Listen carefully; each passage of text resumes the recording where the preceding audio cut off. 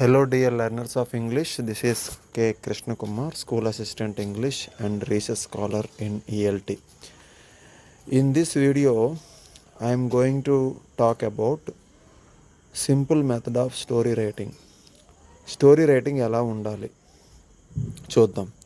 అసలు ఒక కథ రాసేటప్పుడు కొన్ని స్టెప్స్ ఫాలో అవ్వాలి. ఈ స్టెప్స్ ఫాలో అయితే మనం ఈజీగా స్టోరీ రాసేయచ్చు.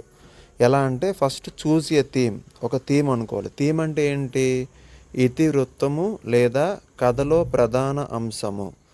అసలు దేని గురించి రాయాలనుకుంటున్నామో అదే థీమ్. ఓకే, అయితే మనం ఒక థీమ్ని సెలెక్ట్ చేసుకోవాలి. ఇక్కడ కొన్ని ఎగ్జాంపుల్స్ ఇచ్చాను చూడండి. ఆనెస్టీ అంటే నిజాయితీ గురించి, ఫ్రెండ్షిప్ గురించి, హార్డ్ వర్క్, కైండ్నెస్, కరేజ్, ఏదో ఒక దాని గురించి మనం ఫస్ట్ అనుకోవాలి. ఓకే, ఏదో ఒక దాని గురించి అనుకోవాలి. ఓకే, ఏదో ఒక థీమ్ గురించి అనుకోవాలి. అంటే కథలో ప్రధాన విషయం దేని గురించి అయితే అనుకుంటున్నామో దాని గురించి అనుకోవాలి. ఆ తర్వాత ఆ ప్రధాన అంశంలోని ఎలాంటి క్యారెక్టర్స్ని పెట్టాలనుకుంటున్నామో అనుకోవాలి. స్టూడెంట్ని పెడతామా, ఒక టీచర్ని పెడతామో, యానిమల్ని పెడతామా, ఫార్మర్ని పెడతామా, ఇలా ఏదో ఒక క్యారెక్టర్ని పెట్టాలి. థర్డ్ ఏంటి అంటే అసలు స్టోరీ ఎక్కడ జరిగింది, ఒక ప్లేస్లో జరిగింది అన్నట్టు చెప్పాలి. స్కూల్లో జరిగిందా, విలేజ్లో జరిగిందా, ఫారెస్ట్లో జరిగిందా, పార్క్లో జరిగిందా అన్నట్టు. తర్వాత ఆ క్యారెక్టర్కి ఒక ప్రాబ్లమ్ని ఇవ్వాలి. ఓకే, కథలో ప్రాబ్లం అనేది ఉంటుంది కదా. సో ప్రాబ్లం అంటే ఎలాంటి problems? Every story needs a challenge. ఒక కథలో ఒక ఛాలెంజ్ అనేది ఉండాలన్నమాట. అంటే ఏదో ఒక సమ్ ప్రాబ్లం ఉండాలి, క్యారెక్టర్కి ఒక ప్రాబ్లం ఉండాలి. ఆ ప్రాబ్లమ్ని ఫైనల్గా సాల్వ్ అయిపోవాలి. ఓకే, అదే కదా కథలు మనం చూసేది. సో ఆ విధంగా ఉండాలి. అంటే ఎలాంటి ప్రాబ్లము పెట్టచ్చు? లాస్ట్ మనీ పోయిందనో, మిస్సింగ్ పెట్ మిస్ అయిందనో, పూర్ ఎగ్జామ్ రిజల్ట్ అనో, గెట్టింగ్ లాస్ట్ ఎవరు బయటికి పంపించేశారనో, ఇలాంటివి అన్నట్టు. తర్వాత ఏంటి? Give a solution and moral. So ఫైనల్గా ఏమి ఇవ్వాలి? ఒక సొల్యూషన్ ఇవ్వాలి. ఎస్, ఆ కథలో ఆ క్యారెక్టరు ప్రాబ్లమ్ని లేదా ఒక ఛాలెంజ్ని ఫేస్ చేశాడు, ఫైనల్గా ఎలా సాల్వ్ చేశాడు. ఇప్పుడు మనం ఒక ఎగ్జాంపుల్ చూద్దాం దీన్ని బేస్ చేసుకొని. బిగినింగ్ ఎలా ఉండాలి స్టోరీ స్ట్రక్చరు? ఇక్కడ చూడండి. Introduce characters and place. మనం క్యారెక్టర్స్ని, అది ఎక్కడ జరిగిందో ఆ ప్లేస్ని ఇంట్రడ్యూస్ చేయాలి, అంటే పరిచయం చేయాలి. మిడిల్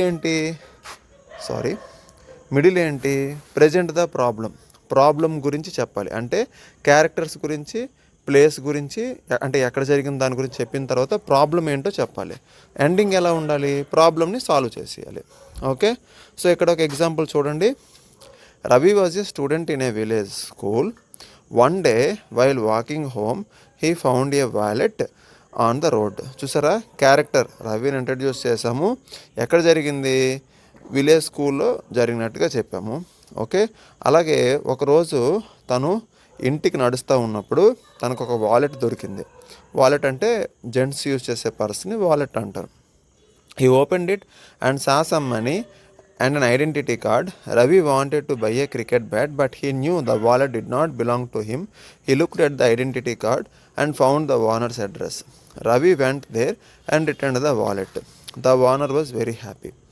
ఓకే, ఇక్కడ ఈ కథ దేని గురించి? ద ఆనెస్ట్ బాయ్, ఒక నిజాయితీ గల అబ్బాయి గురించి. ఓకే, అందుకు నిజాయితీ గల అబ్బాయి ఏం చేస్తాడు?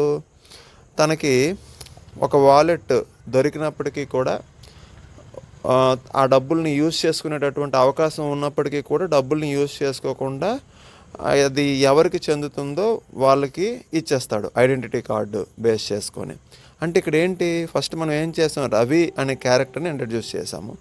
ఆ తర్వాత ప్లేస్ని ఇంట్రడ్యూస్ చేసాము, అది ఎక్కడ జరిగిందో. ఆ తర్వాత తనకు వచ్చిన ప్రాబ్లం ఏంటి? నిజాయితీకి సంబంధించి. అంటే డబ్బులు యూజ్ చేసుకునేటటువంటి అవకాశం దొరికినప్పటికీ కూడా తను యూజ్ చేయకూడదు అనేటటువంటి విషయం అన్నమాట. అంటే ఇదొక ఛాలెంజ్. ఎందుకు అంటే డబ్బులు యూజ్ చేయాలా వద్దా అనేటటువంటి కన్ఫ్యూజన్. ఎందుకంటే డబ్బులు యూజ్ చేయొచ్చు, అవకాశం ఉంది, కానీ తనకి యూజ్ చేయాలనేటువంటి థాట్ లేదు. కానీ మనసులో చేసేస్తే బాగుండు, దాన్ని ఓవర్కమ్ చేయాలి, అదే ఛాలెంజ్.